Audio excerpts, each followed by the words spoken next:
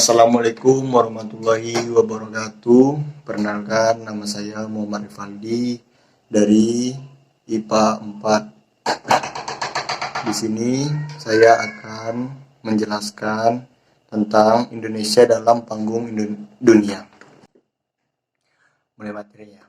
Indonesia dalam panggung dunia, landasan ideal konstitusional luar negeri, pelaksanaan politik bebas aktif, peran Indonesia dalam menjaga perdamaian. Landasan ideal dan konstitusional luar negeri. Landasan ideal dalam pelaksanaan politik luar negeri Indonesia adalah Pancasila, yang merupakan dasar negara Indonesia. Nilai-nilai yang terkandung dalam Pancasila dijadikan pedoman dan pijakan dalam melaksanakan politik luar negeri Indonesia, sedangkan landasan konstitusional dalam pelaksanaan politik luar negeri Indonesia adalah pembukaan Undang-Undang Dasar 1945, alinea pertama.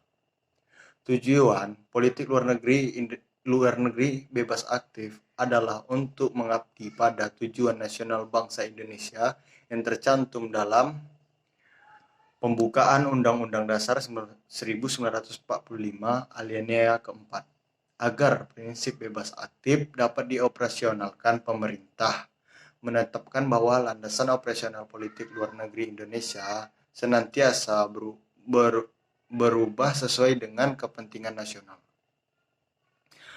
Pada awal kemerdekaan hingga masa Orde Lama, landasan operasional dari politik luar negeri Indonesia yang bebas aktif sebagian besar dinyatakan melalui maklumat dan pidato-pidato Presiden Soekarno.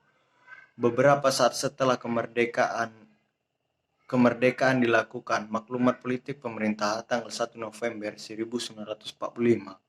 Selanjutnya pada masa demokrasi terpimpin 1959 dan 1965, landasan operasional politik luar negeri Indonesia adalah berdasarkan UUD 1945 yang terdapat dalam pembukaan Undang-Undang Dasar 1945, alinea pertama, pasal 11 dan pasal 13 ayat 1 dan 2. UUD 1945, amanat Presiden yang berjudul Penemuan Kembali Revolusi Kita pada 17 Agustus 1946. Pada masa Orde Baru, landasan operasional politik luar negeri Indonesia semakin dipertegas dengan beberapa peraturan, di antaranya adalah MPRS No. 08 PRS 1966 tentang penegasan dan menyatakan bahwa sifat politik luar negeri Indonesia adalah bebas aktif, mengabdi kepada kepentingan nasional dan amanat penderitaan rakyat. Setelah mempertegas landasan operasional politik luar negeri Indonesia, selanjutnya pemerintah juga mempertegas landasan operasional kebijakan politik luar negeri Indonesia tentang garis-garis besar haluan negara yang berisi meneruskan pelaksanaan politik luar negeri Indonesia yang bebas aktif, mengambil langkah-langkah untuk menetapkan stabilitas wilayah, mengembangkan kerjasama. Politik luar negeri bebas aktif dan pelaksanaannya, lahirlah politik luar negeri bebas aktif. Politik luar negeri Indonesia masa demokrasi parlementer, politik luar negeri Indonesia masa demokrasi terpimpin, politik luar negeri Indonesia pada masa Orde Baru, politik luar negeri Indonesia era reformasi. Peran Indonesia dalam upaya menciptakan perdamaian dunia. Pelaksanaan Konferensi Afrika KAA 1955. Pelaksanaan konferensi disebabkan oleh lahirnya dua blok kekuatan yang bertentangan secara ideologi maupun masing-masing blok berusaha menarik negara-negara Asia dan Afrika untuk menjadi pendukung mereka. Hal inilah yang mengakibatkan tetap hidupnya dan bahkan tumbuhnya suasana permusuhan yang terselubung di antara dua blok itu dan pendukungnya. Suasana ini disebut juga Perang Dingin. Gerakan non-blok atau non-angin, movement atau NAM singkatannya. Gerakan non-blok atau GNB atau non-aligned movement atau NAM singkatannya adalah suatu gerakan yang pelopori oleh negara-negara dunia ketiga yang beranggotakan lebih dari 100 negara-negara yang berusaha menjalankan kebijakan luar negeri yang tidak memihak dan tidak menganggap dirinya beraliansi dengan blok barat atau blok timur. Misi pemeliharaan perdamaian Garuda dalam rangka ikut mewujudkan perdamaian dunia, maka Indonesia memainkan sejumlah peran dalam mencantumkan internasional peran cukup menonjol. Yang dimainkan oleh Indonesia adalah dalam rangka membantu mewujudkan pemeliharaan perdamaian keamanan nasional. Dalam hal ini Indonesia sudah cukup banyak mengirimkan kontingen Garuda Konga yang singkatannya ke luar negeri. Sampai tahun 2014 Indonesia telah mengirimkan kontingen Garuda sampai dengan kontingen Garuda yang ke-23. ASEAN. Pembentukan ASEAN. Pada tanggal 5 sampai 8 Agustus di Bangkok dilangsungkan pertemuan antar menteri luar negeri dari 5 negara, yakni Adam Malik Indonesia, Tuan Abdul Razak Malaysia, Sultan Rajaratnam Singapura, Narcisco Ramos Filipina, dan tuan rumah Tahanat Khoman Thailand. Pada 8 Agustus 1967, para menteri luar negeri tersebut menandatangani suatu deklarasi yang dikenal sebagai Persetujuan Kesatuan Tekad kelima negara tersebut untuk membentuk suatu organisasi kerjasama regional yang disebut Association of Southeast Asian Nations atau yang disingkat dengan ASEAN. Untuk ASEAN. B. Pembentukan Komunitas ASEAN.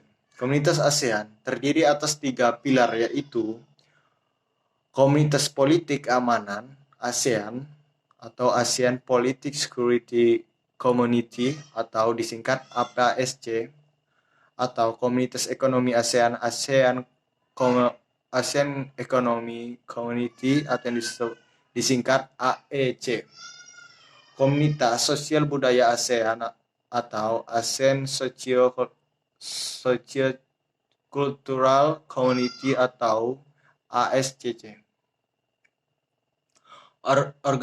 Organisasi Konferensi Islam. Konferensi Islam atau OKI adalah organisasi internasional yang anggotanya terdiri atas negara-negara Islam seluruh dunia. Organisasi ini didirikan pada tanggal 22 September 1969 saat konferensi tingkat tinggi KTT negara-negara Islam di Rabat, Maroko atas perkasa Raja Faisal dari Arab Saudi dan Raja Hasan II dari Maroko. Latar belakang didirinya organisasi dipicu oleh peristiwa pembakaran Masjid Al-Aqsa yang terletak di Al-Quds, Yerusalem pada tanggal 21 Agustus 1969. Deklarasi de Juanda. Pada tanggal 13 September 1957, pemerintahan Republik Indonesia mengeluarkan sebuah klaim atau pernyataan yang menjadi salah satu dasar kedaulatan wilayah yang baru setelah proklamasi kemerdekaan Republik Indonesia tahun 1945 dan konferensi Meja Bundar tahun 1949, karena menyatakan tersebut dilakukan pada masa Perdana Menteri de Juanda Kartawijaya, maka lebih dikenal sebagai Deklarasi de Juanda. Deklarasi di Juanda adalah suatu perjuangan bangsa Indonesia untuk memperjuangkan batas wilayah laut sehingga wilayah Indonesia merupakan suatu kesatuan yang utuh. Dilihat dari berbagai aspek, yaitu aspek politik, sosial, budaya, dan pertahanan keamanan. Jakarta Informal Meeting atau yang disingkat JIM 1 dan 2. Dalam kerangka penyelesaian konflik Kamboja, berbagai upaya telah dilaksanakan untuk mencapai sebuah perdamaian. Tercatat pada bulan Mei 1984, langsung di pertemuan tahunan ASEAN tingkat menteri di Jakarta yang tujuannya pokoknya adalah rekonsiliasi nasional dan pembahasan upaya penyelesaian konflik Kamboja melalui jalan damai.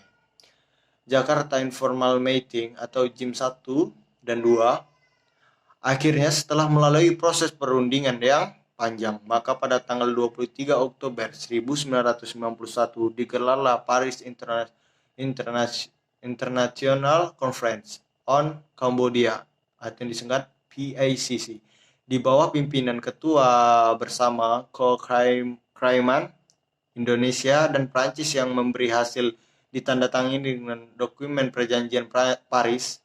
Kesepakatan ini telah menandai perjuangan akhir dari upaya perdamaian di Kamboja dan memulai babak baru dalam pemerintahan yang demokratis di negara ini.